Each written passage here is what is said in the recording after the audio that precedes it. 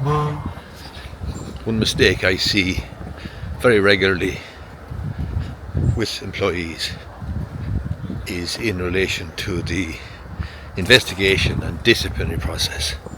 They might have some problem in the workplace and an investigation might have been carried out, and they take issue with some aspects of the investigation or the procedure that was followed, and they will argue or try to argue that the whole thing is untenable and should be thrown out on the basis of some imperfection or some infirmity or some frailty in the process. But that's not reasonable, because it is a civil process, it's an employment situation, and we're not looking at the requirement of proof being to the standard of beyond a reasonable doubt.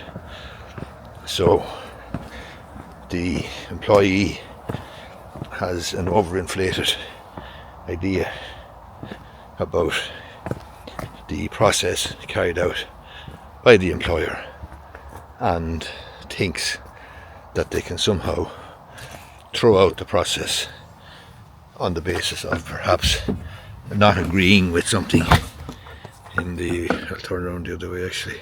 The employee's difficulty is that they tend to look at the process, look at perhaps the minutes of an investigation meeting, find something that they disagree with in those minutes, and then think that the whole process is going to be somehow soiled or damaged or infirm or not hold up.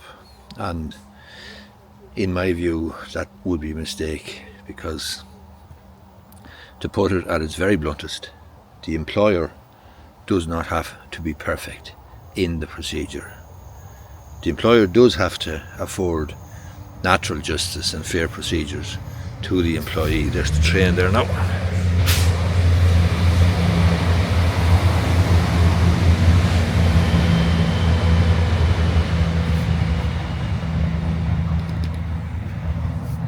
Destination Connolly Station. Connolly Station in Dublin. That's a train that came from Sligo.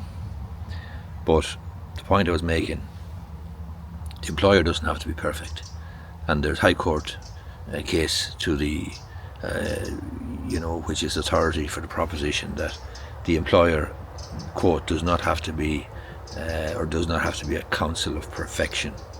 In other words, it is a workplace investigation, it's a workplace disciplinary process.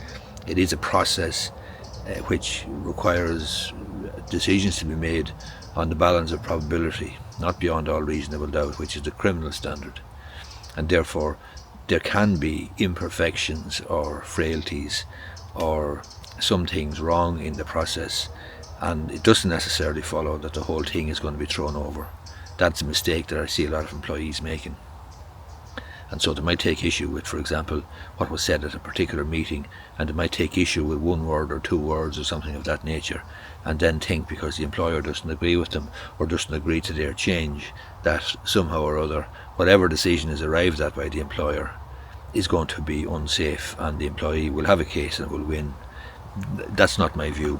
So the mistake I see being made is employees coming in, finding some step or some little problem, some imperfection, as I say, in the process which the employer has embarked upon. And often those imperfections or infirmities are not of sufficiently grave consequence to overturn the whole thing. And therefore an employee needs to be careful that they look at the thing, look at the whole procedure in the round and see if they have got fair procedures of natural justice, which involves A, the putting of an allegation to them, B, an opportunity for them to give their side of the story, give their version of events, and C, then a rational outcome, a rational decision to the investigation, which will lead perhaps to a disciplinary and then to a disciplinary process itself.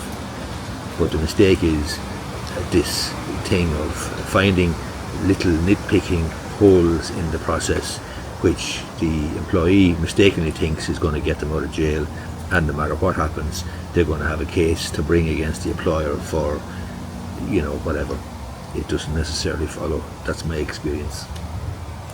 As I say, the employer does not have to be a counsel in perfection.